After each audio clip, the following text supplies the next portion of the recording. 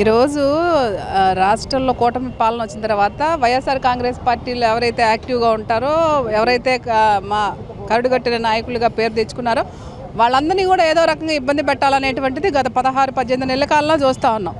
ఈరోజు అధికారంలో ఉంది ఎవరండి?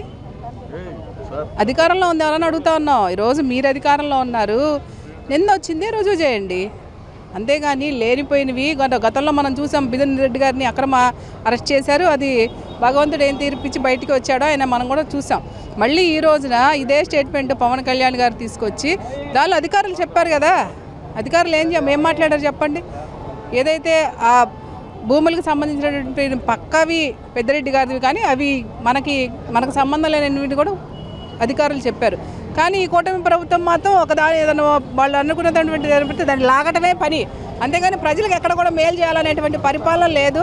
ఎవరైతే మా నాయకులు మా పెద్దలు ఉన్నారో వాళ్ళందరినీ ఇబ్బంది పెట్టడమే ఈ కూటమి ప్రభుత్వం పాలనగా సాగుతోంది. బాలకృష్ణ గారు ఊళ్ళో ఉన్నా, చంద్రబాబు నాయుడు గారు ఊళ్ళో ఉన్నా, లేకపోతే లోకేష్ ఉన్నా, లేకపోతే ఎవరున్నా కూడా ఈ కూటమి ప్రభుత్వం చెప్పాను కదా, ఏదైనా కూడా విధ్వంసం ఇబ్బంది పెట్టాలి, లేకపోతే అక్రమ అరెస్టులు చేసి జైళ్ళల్లో కూర్చోబెట్టాలి. వైఎస్ఆర్ కాంగ్రెస్ పార్టీ నాయకులందరినీ కూడా వీళ్ళందరూ ఒక కంకణం కట్టుకున్నారు.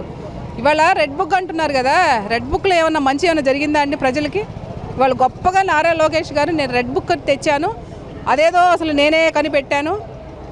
నిజంగా మీరే కనిపెట్టారు. ఇబ్బంది పెట్టడం అనేటువంటిది, జైళ్ళల్లో కూర్చోబెట్టడం అనేటువంటిది, అక్రమ కేసులు పెట్టడం అనేటువంటిది నిజంగా రెడ్ బుక్ పరంగా మీరే బయటికి తెచ్చారు.